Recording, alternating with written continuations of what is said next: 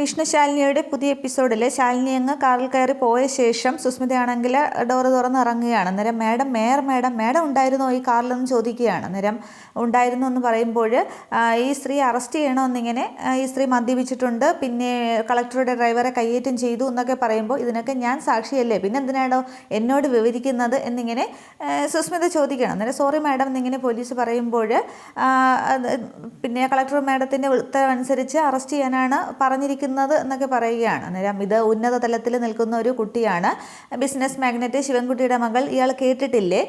പിന്നെ അപ്പോൾ വണ്ടി ഓടിക്കുമ്പോൾ മദ്യപിച്ചു എന്ന് പറയുമ്പോൾ അപ്പോഴല്ല മദ്യപിച്ചത്, അതിന് മുന്നെയാണ് മദ്യപിച്ചത്. അതിനുശേഷമാണ് ഒരു മിനിസ്റ്ററുടെ മീറ്റിംഗ് ഉണ്ട് എന്ന് പറഞ്ഞ് എനിക്ക് മെസ്സേജ് വന്നത്.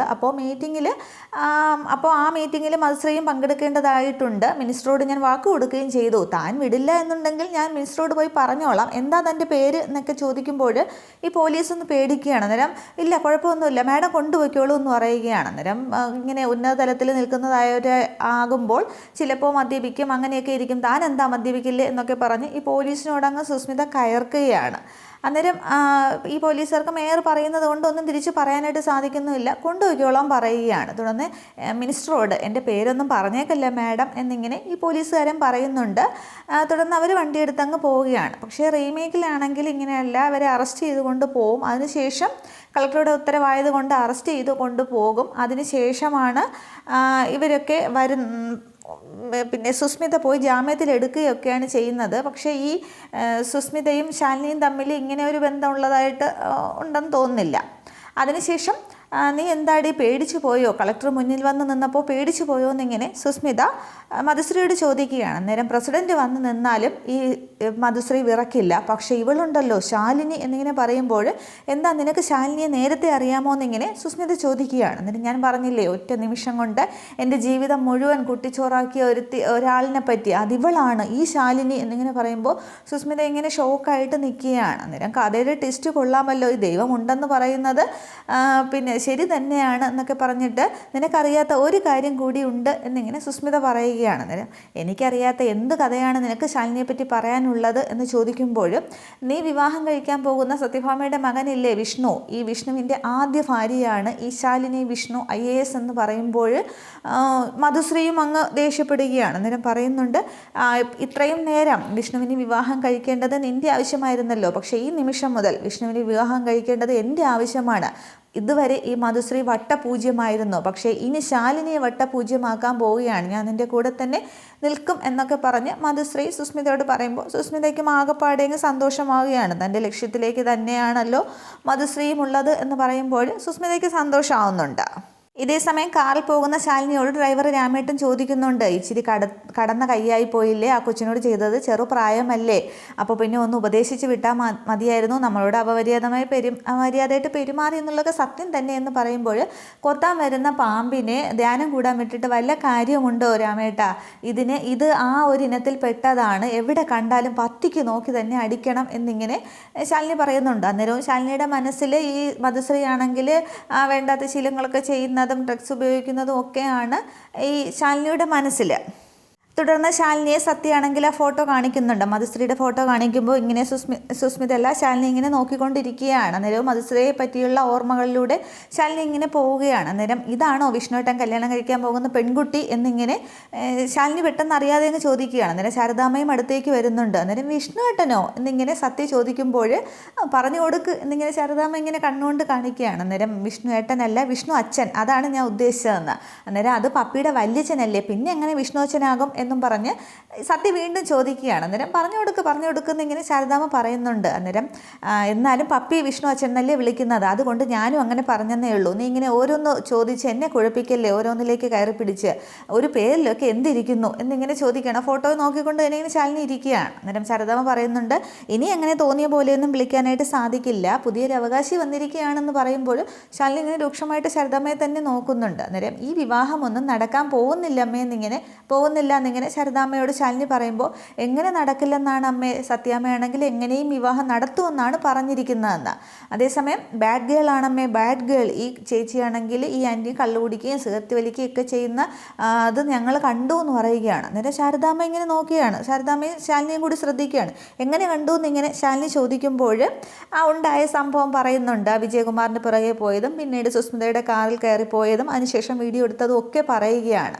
അന്നേരവും പിന്നെ ശാലിനി പറയുന്നുണ്ട് വിവാഹം നടക്കാനൊന്നും പോണില്ല. അന്നേരം ശാരദാമ്മ പറയുകയാണ് ബെസ്റ്റ്, ഇതിൽ കൂടുതൽ വലിയൊരു ആലോചന ഇനി വിഷ്ണുവിന് വരാൻ പോകുന്നില്ലെന്ന്. അന്നേരമാണ് ശാലിനി പറയുന്നത് ഈ കല്യാണം നടക്കില്ല എന്ന്. അന്നേരം സത്യം എങ്ങനെയെന്ന് ചോദിക്കുമ്പോൾ അതിനുള്ള വീഡിയോ നിങ്ങളുടെ കയ്യിലുണ്ടെന്നല്ലേ പറഞ്ഞത്, അപ്പോൾ പപ്പിയുടെ അച്ഛമ്മ കണ്ടാൽ ഈ കല്യാണം നടത്തില്ലല്ലോ. അന്നേരം ഓ അങ്ങനെ എന്നിങ്ങനെ പറയുമ്പോൾ സത്യയ്ക്ക് സന്തോഷമാവുകയാണ്. അന്നേരം മോള് പോയി കളിക്കുക എന്ന് പറയുമ്പോൾ സത്യമാണെങ്കിൽ അങ്ങ് കളിക്കാനായിട്ട് പോകുന്നുണ്ട്.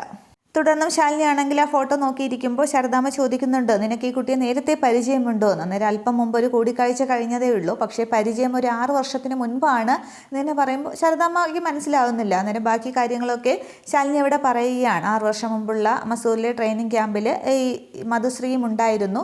ഒരു പരിഷ്കാരി പെണ്ണ്, പണക്കാരി പെണ്ണ്, സമ്പത്തിൻ്റെ പിന്നെ കൂടുതൽ ധാർഷ്ട്യവും അഹങ്കാരവും ഒക്കെയുള്ള പെണ്ണാണ് എന്നൊക്കെ വിചാരിച്ചെന്നുള്ളൂ. പക്ഷേ അവൾ അതൊന്നും ആയിരുന്നില്ല. മദ്യവും മയക്കുമരുന്നും ഒക്കെ ഉപയോഗിക്കാനും തുടങ്ങി. നൈറ്റ് പാർട്ടികളിൽ അതിരുവിട്ട പെരുമാറ്റം അങ്ങനെയുള്ളവരായപ്പോൾ അതൊന്നും ആരും അത്ര കാര്യമൊക്കെ എടുത്തില്ല. പക്ഷേ പാവപ്പെട്ട പെൺകുട്ടികൾക്ക് നേരിലെ കൂടി ക്യാമ്പിലുള്ള മറ്റുള്ളവരിലേക്ക് കൂടി അവളുടെ അഹങ്കാരം പടർന്നപ്പോൾ ശാലിനിക്ക് ഇടപെടേണ്ടി വന്നു. ശാലിനി ആണെങ്കിൽ കംപ്ലൈൻറ്റ് ചെയ്തു.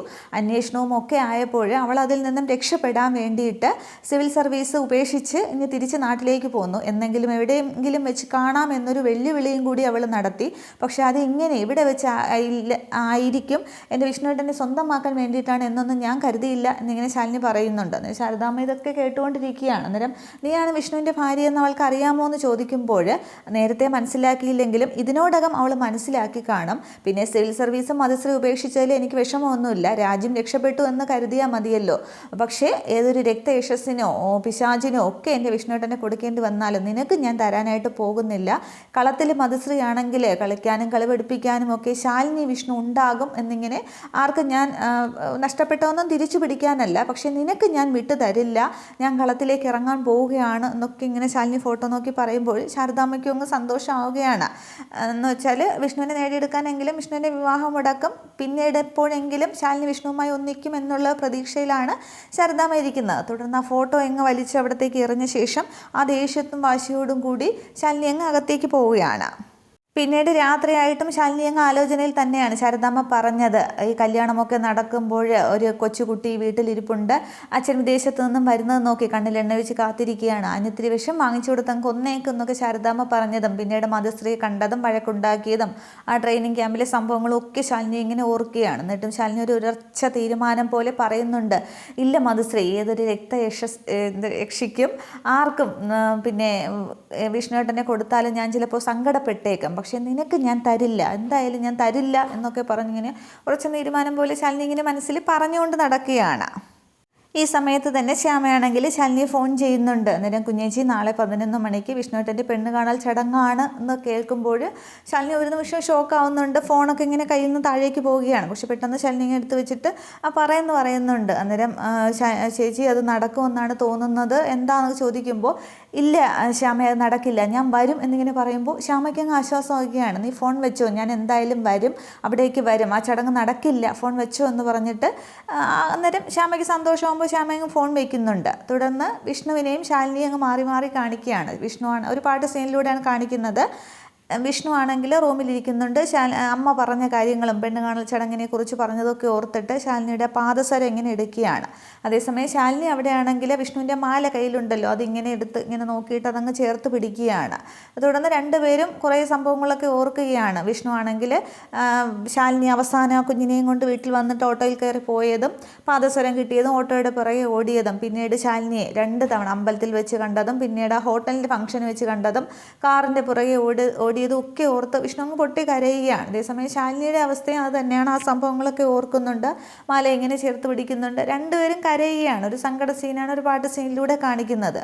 തുടർന്ന് വിഷ്ണു ആണെങ്കിൽ ആ പാദസരം ഇങ്ങനെ പൊക്കി പിടിച്ചിട്ട് പറയുന്നുണ്ട്, നാളെ പെണ്ണ് കാണൽ ചടങ്ങാണ്, ഇതിൽ നിന്ന് രക്ഷപ്പെടാനായിട്ട് എനിക്ക് സാധിച്ചില്ല, താനൊരു പക്ഷേ നാളെ വന്നില്ലെങ്കിൽ എന്നിങ്ങനെ പറയുമ്പോൾ വിഷ്ണുവിനെ ബാക്കി ശബ്ദം അങ്ങോട്ട് വരുന്നില്ല. വിഷ്ണു അങ്ങ് എങ്ങളിടിച്ച് കരയുകയാണ്. അതേസമയം ശാലിനി ഇതിന് മറുപടി എന്ന പോലെ പറയുന്നുണ്ട്, ഇല്ല വിഷ്ണുവേട്ടാ, ഞാൻ വന്നിരിക്കും, ആ ചടങ്ങ് നടക്കില്ല. ഈ വിഷ്ണുവേട്ടൻ്റെ ജീവിതത്തിൽ ഈ ജന്മത്തിലും അടുത്ത ജന്മത്തിലും ഒക്കെ ഞാൻ മാത്രമേ പെണ്ണായിട്ട് കാണുകയുള്ളൂ, വേറെ ആരും ഉണ്ടാവില്ല, വിഷ്ണുവേട്ടൻ്റെ പെണ്ണായിട്ട് ഞാനേ കാണുള്ളൂ എന്നിങ്ങനെ പറയുന്നുണ്ട്. എന്നിട്ട് രണ്ടുപേരും ഇങ്ങനെ സങ്കടപ്പെട്ട് ഇരിക്കുന്നതാണ് കാണിക്കുന്നത്. തുടർന്ന് പിറ്റേന്ന് രാവിലെയാണ് കാണിക്കുന്നത്. വിഷ്ണു ആണെങ്കിൽ റൂമിൽ ഇങ്ങനെ അങ്ങോട്ടും ഇങ്ങോട്ടുമൊക്കെ നടക്കുമ്പോൾ സത്യഭാമ വരുന്നുണ്ട്. അന്നേരം വിഷ്ണു ഒരുങ്ങി കഴിഞ്ഞെങ്കിൽ താഴേക്ക് വാ, മധുശ്രീയുടെ വീട്ടുകാർ ഇപ്പോൾ എത്തും എന്നിങ്ങനെ പറയുകയാണ്. ഭാമ ദേഷ്യത്തോടെയാണ് പറയുന്നത്. വിഷ്ണു ആണെങ്കിൽ ദേഷ്യത്തോടെ സത്യഭാമ ഇങ്ങനെ ഒരൊറ്റ നോട്ടം നോക്കുന്നുണ്ട്. പക്ഷേ ഭാമ അത് വക വയ്ക്കുന്നില്ല. ഭാമ ഇങ്ങ് താഴേക്ക് പോവുകയാണ്. വിഷ്ണു വീണ്ടും വിഷമിച്ച് അങ്ങോട്ടും ഇങ്ങോട്ടും നടക്കുകയും അവിടെ ഇരിക്കുകയൊക്കെ ചെയ്യുകയാണ്. അതേസമയം ശാലിനി ആണെങ്കിൽ കാറിൽ വരുന്നത് കാണിക്കുന്നുണ്ട്. കൂടെ അനുപല്ലവിയുണ്ട്, ഡ്രൈവറും ഉണ്ട്. പക്ഷേ എങ്ങോട്ടാണ് എന്നുള്ളത് കാണിക്കുന്നില്ല. ഇത്രയും ആകുമ്പോൾ എപ്പിസോഡ് അവസാനിക്കുകയാണ്.